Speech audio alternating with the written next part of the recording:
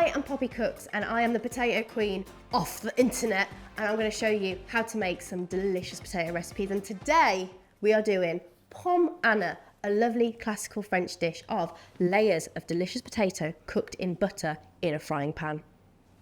What more could you want?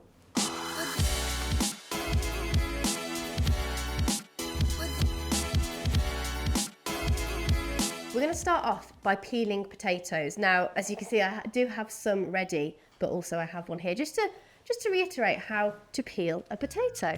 So using a nice Y peeler, super easy and simple. Get in the palm of your hand, putting your thumb and forefinger at the top, and using the rest of it to kind of like clutch the potato. So you're not putting all your fingers on it, because otherwise you might peel them. We don't want that.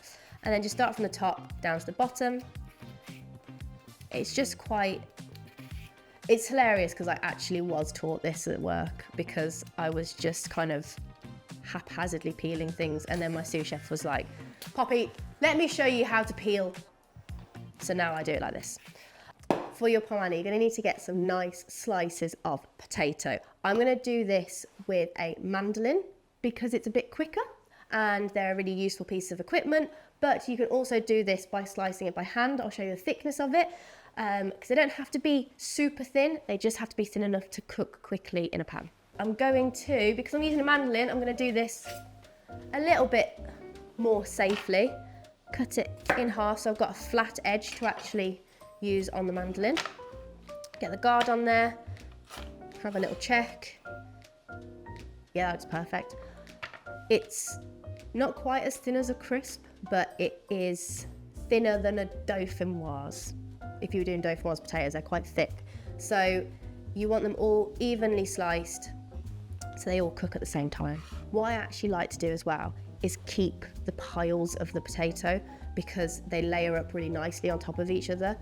I first made Pommes Anna at high school in food tech for one of my dishes. I thought I was well bougie. I thought I'm gonna really show people my flair for cooking. I did pigeon at school.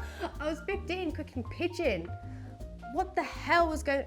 Pigeon breast. I had to get my mum to go into Birmingham city centre, into the into the food market, to go and get pigeon from this one guy who sold game every blooming week, so I could perfect doing pigeon breast with Pommes Anna. Did I do like a puree as well? I really thought I was the I really thought I am Gordon Ramsay.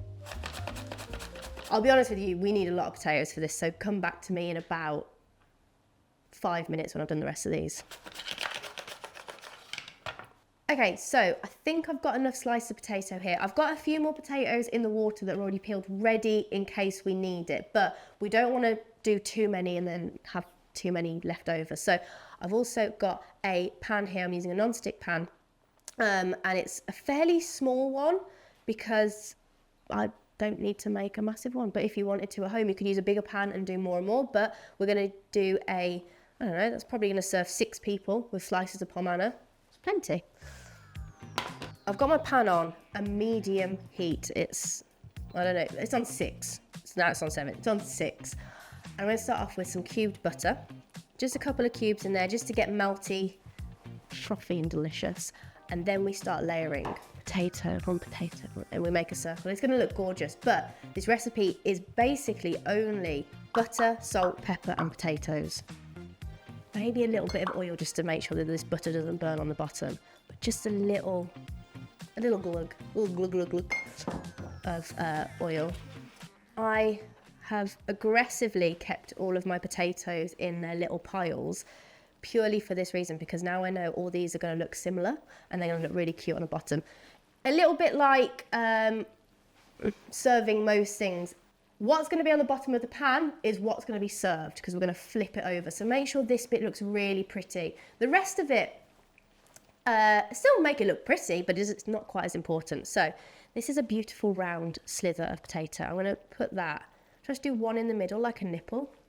Yes, I will. Just one in the middle like a nipple. And then you just overlay them I'm going to circle like a snail shell all the way around. From nipples to snail shells. I don't know what goes on in my mind sometimes.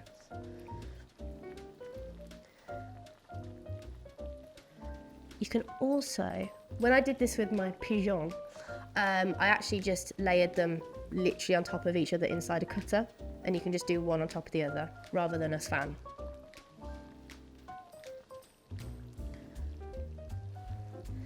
And the starch in the potato and the butter is what's going to stick it all together. Oh, look at the beautiful flower. It's a beautiful flower. There's something I quite like how kind of intricate and delicate it can be. Come on, please. If you reach all the way around here, I'm going to be... No, I'm not going to do it. I'm not going to do it! Bugger. These are also getting very thin. I'll maybe swap it out for something else. Oh, that's disappointed me that I've now got to go to a different potato.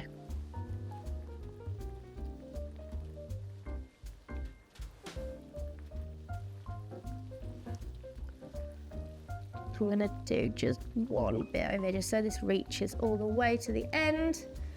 And that is one layer of the Pommes Anna. We've got to do several more of these. In between that layer, plenty of pepper. Again, you can use white pepper if you don't want those little black flecks coming all the way through, but I didn't get any. I'm not an organised person, even when I knew this shoot was happening. A good, healthy amount of salt, because again, this doesn't have any of the flavour going into it. It's just potato, butter, salt and pepper. Some knobbles of butter. I'm going to squish them ever so slightly so that they just stay a little bit flatter. I'm going to put more potato on top. Butter all over the perimeter. And we go for round two. Starting from, well, I'm going to go outside in because I can. And we're just layering up. And we're going to want to fill this pan almost to the top.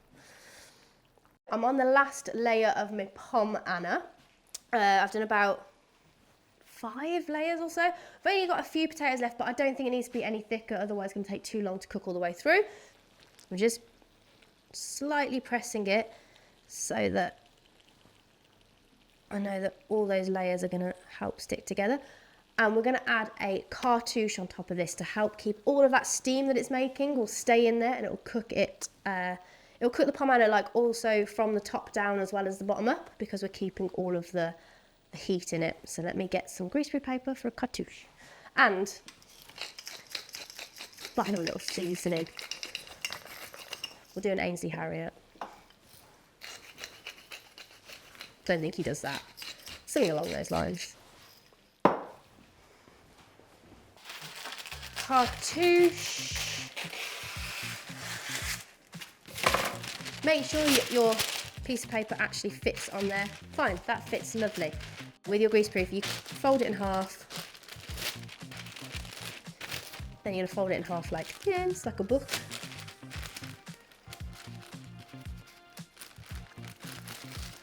And then you're gonna bring this kind of open end into there, making a nice triangled point. And then you're gonna bring again that open bit into the not open bit. Does that make sense? It does in my head. I don't know if it does for anyone watching at home. Sorry. So you've got like a thin triangle, and then the pointy bit goes into the center of the pan. I can see that it's around here that it needs to be cut. So I get my scissors and just cut like that. And you'll have a lovely circle that will fit nicely on top of your pan.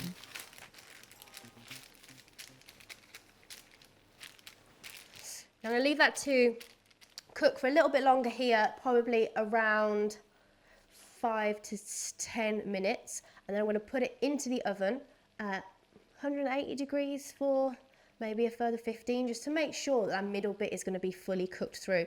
Because now we've probably got a lovely bit of caramelisation on the bottom and the potatoes have started to go lovely and golden. The Pommes Anna has had a few extra minutes on here before it goes in the oven, but I want to show you what you can kind of tell. The middle ones are more opaque and paler, and you can see just around the outside, the potatoes starting to cook a little bit because they've gone a little bit more see-through and they're getting a bit more translucent, which means that they're cooking. So, perfect. It's good. That's what I'm just saying. It's a good thing. That's what you're looking for. Now it can go into le oven. What's the French for oven?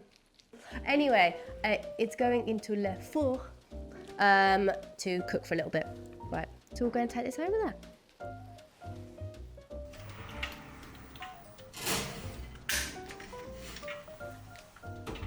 You know what? I've learned a lot of French. I need to introduce you to le foc, which we'll get a zoom in of, because I did not know what this meant.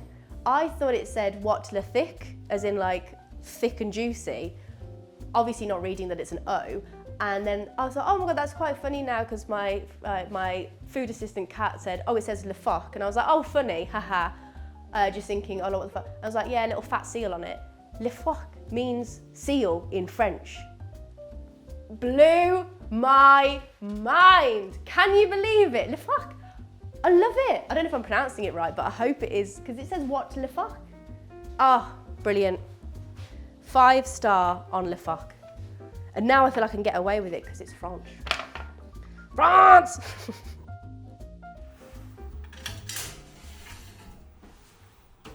The Pommes Anna has come out of the oven. Now you remove the grease proof. That is why you make it look pretty the whole way through, please. It's like a carnation. Beautiful.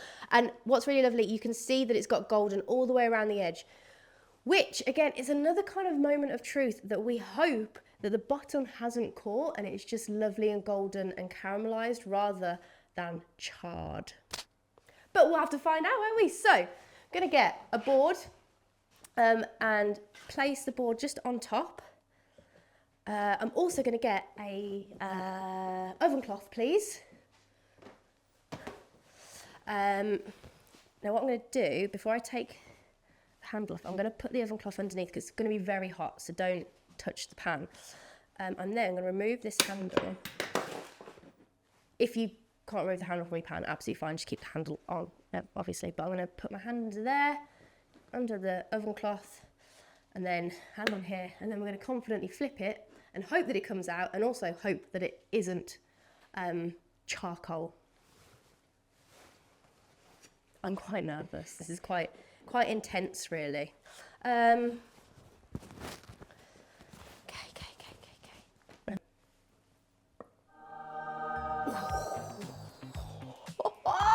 Look at that.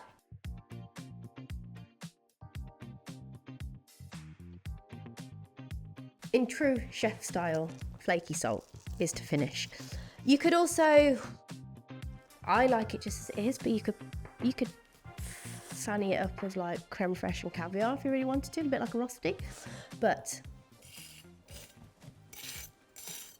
just gotta let my boobs here. Hold on. Delicious, crispy and crunchy. Should I do a wedge or just cut it in half? I'm gonna cut it in half to show you the layers.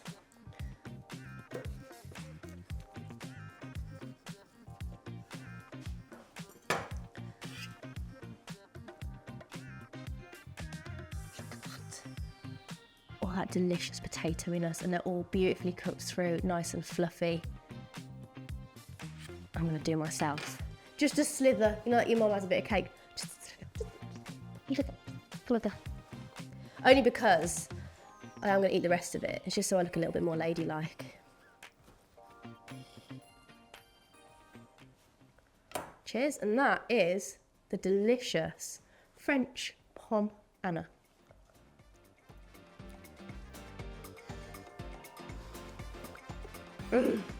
And if you do like my delicious recipes, then please like and subscribe, join in, comment. What else do you say on the YouTube videos? I'm so used to short form, who knows? But anyway, get involved.